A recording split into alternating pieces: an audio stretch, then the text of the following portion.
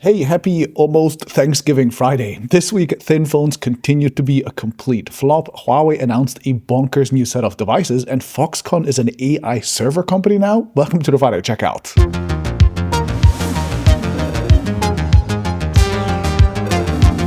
This video is sponsored by Insta360's amazing Black Friday deal. Okay, for my first story of the week, DigiTimes reports that Chinese smartphone makers have halted their iPhone Air follow-up projects amid weak sales. Now, iPhone Air follow-up projects is of course a very polite way of saying that they're building clones or at least very similar phones that are inspired by the thin and light design of the iPhone Air. Specifically, DigiTimes mentions Xiaomi, Oppo, and Vivo. Apparently, Xiaomi had planned a quote true Air model to rival Apple's offering, while Vivo targeted thinness within its mid-range S series. Both companies have recently halted related projects. Not long ago, we'd heard that Samsung had also halted development of their Edge series due to poor sales, so I guess the entire industry is more or less coming to the same conclusion. Reports claim that production is expected to cease by late November, or basically now, for the iPhone Air, which means that they're now just trying to clear stock. Now, the exception to this rule seems to be the Honor 500, which had just launched and is very obviously inspired by the Air, to the point where it even copied their wallpaper. Anyway, it seems more and more clear that this thin and light form factor has essentially flopped, despite what I think were pretty positive reviews for the Air. Meanwhile, sales of Apple's other iPhone 17 series models are so strong that they might push Apple ahead of Samsung this year overall in sales, making the company sell something like 8 million units more than Samsung for the whole year according to Counterpoint. So it's really just the Air that are struggling while the rest is booming. Okay, for my second story of the week, Huawei revamped its entire flagship device portfolio and they are clearly not playing around. The biggest surprise for me was perhaps the MatePad Edge, which they pitched as their first real tablet-laptop hybrid. Not only does it run Harmony OS, Huawei's self-developed operating system, which now also includes a desktop mode that you can swipe to for a more keyboard-friendly layout, Huawei also claims that the tablet can straight up emulate 13,000 Windows apps through compatibility layers, in case the 300,000 or so native Harmony OS apps weren't enough for you. Plus, while they haven't showed this off, they also claim that the machine can now boot directly into a Windows environment, which supposedly even supports DirectX 11, so it can do things like play games. Now, Gizmo China mentions Warcraft and Red Alert 2 running smoothly, which are games from like 2000, so that's weirdly unambitious, but hey, I guess it's something. Now, we don't know how good the emulation or the performance is, and generally Microsoft is not very cooperative about other companies emulating their stuff or even dual booting it, so we'll see how this goes, but overall pretty interesting. Then in terms of phones, we got the Mate 80 series, which includes a model that has an 8000 nit screen that is easily the brightest in the industry, and then also a model that has 5 cameras, including one with a variable aperture and 2 separate periscope cameras. Wild! And if that wasn't enough, there's also a foldable Mate X7, which among other things got upgraded to have both an IP58 and also an IP59 rating. That is much better than Samsung's IP48, so that's nice. But less nice is that many of the new devices feature new chips called the Kirin 9030 or 9030 Pro, and looking at the leaked benchmark scores so far, these are something like 5 years behind the competition by now, so ouch. So that's definitely not good news for gamers and heavy power users, but that said, every Huawei device that I've tried recently actually felt really nice and fluid, so I don't know. Okay, and for story 3, I learned some really interesting facts from the newsletter Colpium. Foxconn, the world's largest electronics manufacturer, is now actually a server company. The category called Cloud and Networking, which is basically Foxconn making servers for things like AI data centers, has overtaken, for the first time for Foxconn, the category of smart consumer electronics, which includes things like the iPhone. This is similar to how the chip giant TSMC now says that HPC, or high-performance computing, that consists of things like AI chips, is by far their biggest source of revenue too, while smartphones have fallen to a distant second place by now. So it's really not just companies like Nvidia and AMD who've both become basically AI data center companies with a small side business of gaming and CPUs and stuff like that, but really everyone else as well in the industry. The biggest chip maker in the world, the biggest electronics manufacturer in the world, everyone.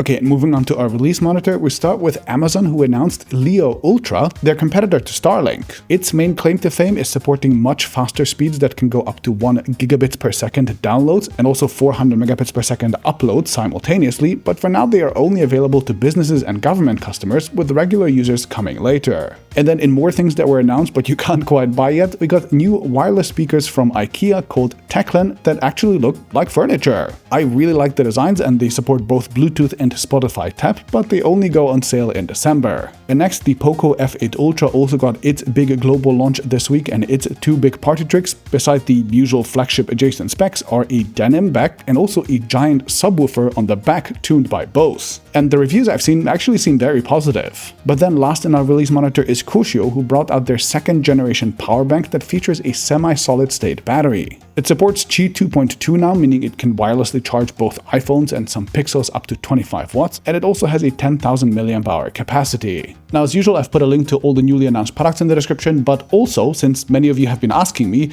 you wanted to have some link to follow up on each of the news stories that I talked about, so I did just that. There should be a link to a document that has all the links in one place. Let me know if this is useful. I'll check out if many of you are clicking on them, and if yes, then I'll continue doing it. But then moving on to the brief, we actually start with Ben Schoen from 9to5 Google saying that you should not buy a Qi 225 watt wireless charger hoping for faster speeds, just get the slower one instead, which I guess would be a 15 watt charger. He says that he has tested a lot of them, and the 25 watt ones typically heat up a lot, so they're kind of just not worth it because they end up thermal throttling themselves after like a minute or two anyway, so you don't really get very fast speeds. And yeah, that's more or less been my experience in my brief testing as well. Then moving on, Android Authority found that Aluminium OS is what Google will call their project to bring Android to PCs. This was found in job listings where they referred to a quote portfolio of Chrome OS and Aluminium operating system, so it seems quite official. Google seems to like their elements in naming, there's Chromium, now Aluminium, so this all makes sense. Next, the science-centric streaming service CuriosityStream, which we used to partner with a few years ago, announced this week that it's an AI licensing firm now. Specifically, it's letting AI firms train their models on their documentaries for money.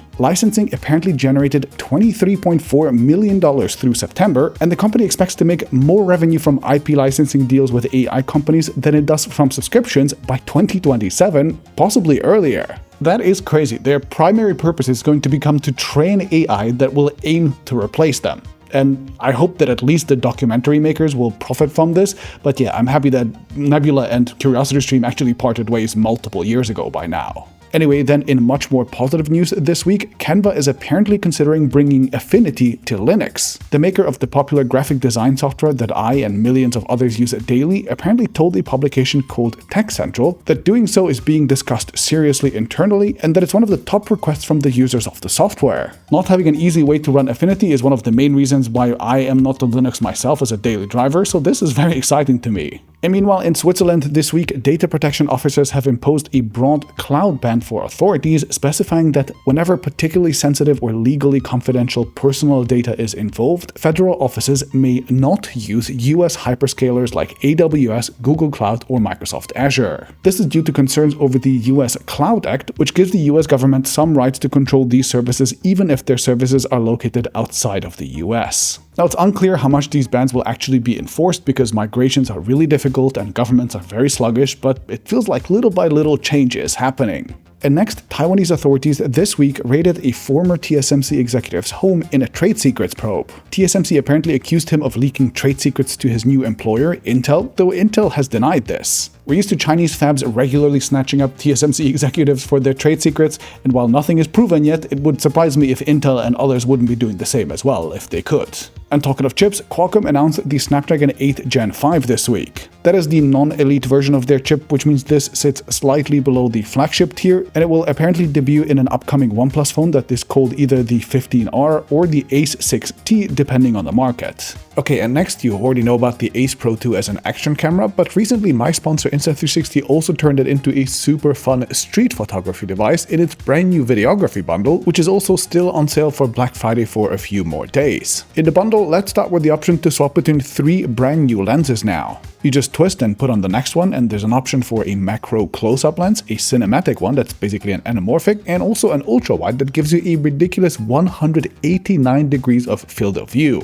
When shooting out on the streets, I found that the different aspect ratios are super fun, especially paired with the Leica color presets, and together with the large sensor, they create really nice, unique images. On top of the lenses, the bundle also includes this very nice little cage. The camera slides right in, you plug it in with USB-C, and then the cage actually charges the camera as a kind of power bank.